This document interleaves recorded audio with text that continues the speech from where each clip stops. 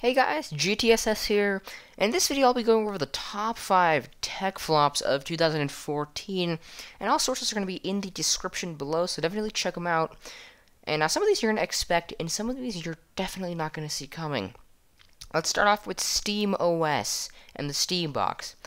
So, Steam OS, if you don't know already, is just Steam, the game browser, on a dedicated Linux software machine. And you can get to this by clicking on Big Picture Mode, and that's all it is. They're just going to take this Big Picture Mode, put it onto a Linux base, and sell it for a lot of money. Now, I don't see the real value in this. Now, you might be thinking, oh, that sounds like Chrome OS. And it does. And that's because it's almost the same thing. But what Chrome OS does is makes it, first of all, puts it in good hardware that's in demand, such as laptops, good long battery life laptops.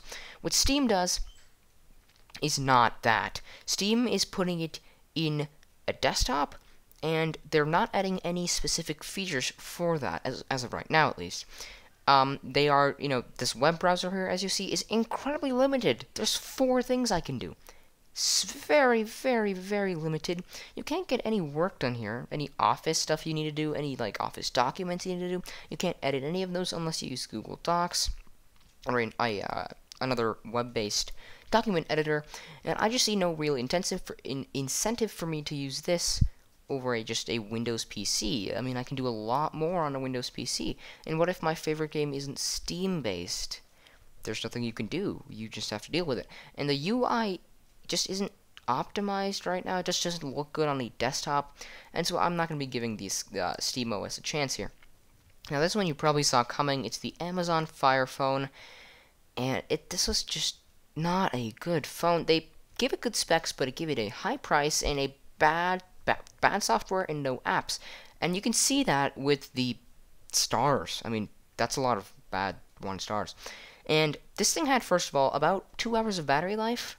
And here's what you need to do, Amazon. Give it Android Lollipop, get authorization from Google, access to the Play Store, and Google Play Services, and you've got yourself a pretty good seller. It has pretty good specs, and if you do this, you're on the right track, at least. And just the premium price was not a good idea. Now, moving on to the Galaxy S5. Now, you probably didn't see this coming, but just let me explain. The iPhone 5S, first of all, sold more phones than the Galaxy S5. It sold better. But the Galaxy S5, I mean, Samsung smartphone sales have been declining rapidly. They sell too many phones, and they sell too many bad phones. Their hardware sucks. Their software is bloated and has lag issues on octa-core tablets. It's just not a good day for Samsung. Now, moving on to the Nexus 9. It's not a bad tablet, but the build quality was just ugly. People were reporting backplate was just bending in completely. The bezel edge was just ugly. It wasn't even made properly. You can check the links out in the description, by the way. But the bezel edge wasn't made properly. It was really cheap. Everything about this just didn't go well for the build quality. Now, they've released a second version with some better, problems.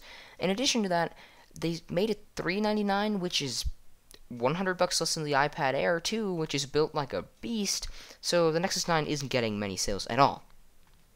Now, moving on to a big Nexus 9 problem that was specific to this tablet, light bleed. This is a very high-end tablet, but the display just many people reporting tons of light bleed, and it just does not go well for this device. It's just not a good day. And oh my god, the iOS release. Holy cow, they had so many issues with this. iOS 8 worked, and they released iOS 8.1 to solve some small issues, and iOS 8.1 destroyed the entire thing. iPhone 5s and 6s and 5 just stopped working all of a sudden, and that happened so that a lot of people just started downgrading to iOS 7, and they released iOS 8.0.2 to fix the 8.0.1 update, and that finally fixed it after a couple days of just bricked phones all over the place. So thanks for watching this video, guys. I certainly hope you enjoyed and learned something, and I'll see you in the next one.